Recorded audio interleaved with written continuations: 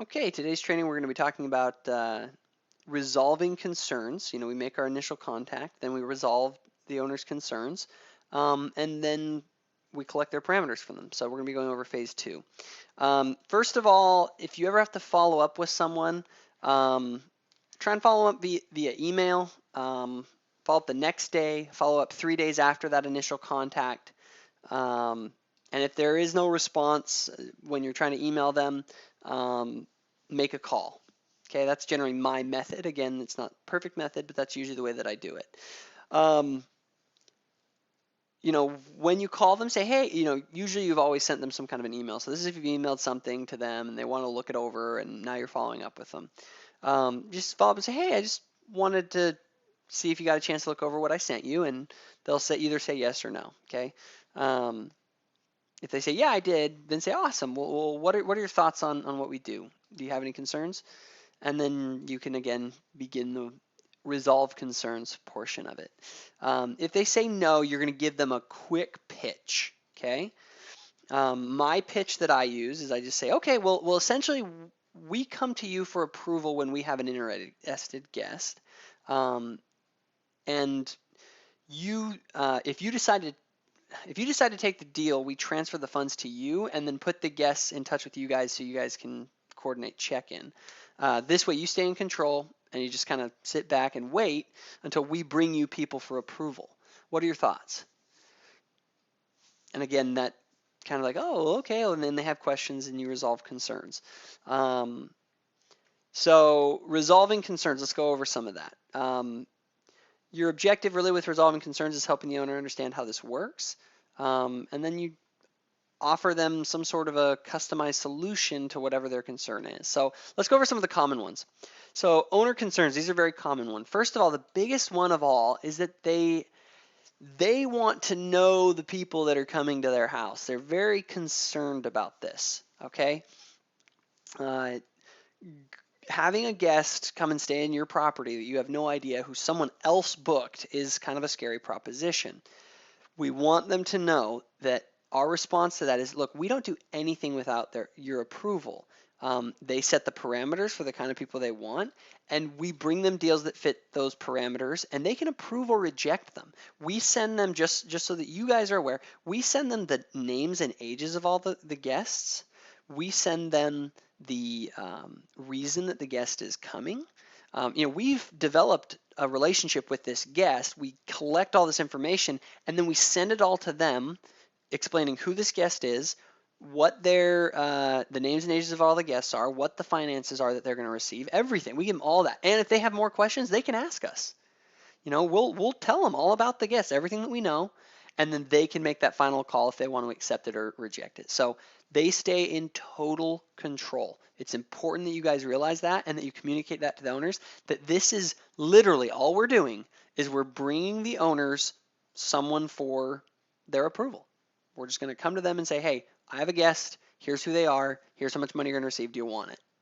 I mean, why would you say no to that? And you want to make sure that people understand that. They want to know who's staying in the home. Okay, well, they need to know that we have that screening process in place. Okay, we screen guests, we get all the information about them, and then we provide it to them. We look and we will notify the guests if we ever see something suspicious. We're going to let them know, and they need to realize that this is not just, we don't want to sneak in some crappy group into their house. We don't, because no one wins if someone trashes their house. Okay, they're mad at us because we gave them a bad guest. The guests and it hurts a relationship that could be really good. So we're very, very careful not to put crummy people in the guests. We don't want to burn our bridge when we can have a good, successful, long-term relationship. So essentially, if they're worried about who's staying in the home, remember, we screen the guests and we provide them with all the information so that they can make the final call on if they want those guests or not. And if we're missing any information, if they want more information, they can contact us and we'll give it to them before we finalize everything. Another thing is sometimes they just don't know if we're legitimate. Sometimes they're kind of like, who the heck are you guys? Well, show them our website. That's usually the best thing to do. Our website has hundreds of properties on it, really nice properties. It's a good looking website. They're gonna look at it and go, oh, these guys are the real deal. Okay. Also, we can provide references if they want. Let them know that. Um, they're just kind of confused as to how it will work. Okay, one of the concerns is they don't feel like they understand it. You give the quick elevator pitch, the 3-line, this is what we do. Essentially, it's simple. We send you a deal for approval. If you approve it, we will pay you just like any other guest would, less whatever cut you want to offer to us, and then we send the guest your information so you guys can coordinate the check-in. It's that easy. Super simple. We bring them deals that they can take or leave. A lot of times they'll just say, they already have a lot of business. This is a common one. Why would you, and it makes sense. Why would they pay us a commission? Why should they pay us a commission if they can book it themselves? So there are a couple things on this. One, management can approve doing what we call a fee only or markup only. What this is essentially we just charge a fee to the guest on our end. Now this is only available for properties that are over 500 a night and they require management approval. Another way to approach this is to say, you know what, you're totally right. And this is what I have here. It makes no sense for us to take a commission for the busy seasons. We'll pay you your full rate for those peak seasons. We won't take a cut. We'll just charge a small fee to the client.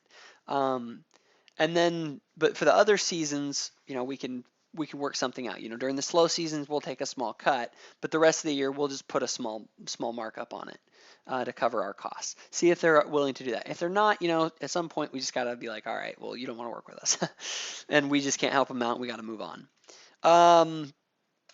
So other things, some frequently asked questions. How much does this cost? Well, let them know this, that they determine the cost based on how hard they want us to push your property. That's what I'll say to them. I'll say, well, you kind of determine whatever cut you want to offer. And then I ask, do you guys currently have a percentage that you offer to others? If they don't, our standard is 10%. Say, in the industry, 10 to 20% is pretty standard. We do 10%. It is our standard cut that we want. And then listen, if they freak out about it, then you can say, well, your property's over 500 a night. Sometimes my owner will approve where we just charge a fee on our end, and then we give you your full rates, just like any other guest would. Again, we don't want to have to do that. We first always want to find out if they offer something, then we can go back, okay? A lot of times they have questions about contracts. If they ever have a question about contracts, say, hey, don't worry about it. Just send us your contract. We'll make sure that your contract gets passed on to the guest, which we will. Just have them send it to you. You send it over to management, and we'll make sure that it gets into the system for that property, okay? How do you handle security deposits? Just let them know we'll hold on to the security deposit for our guest, and we are liable to you legally for the amount of that deposit.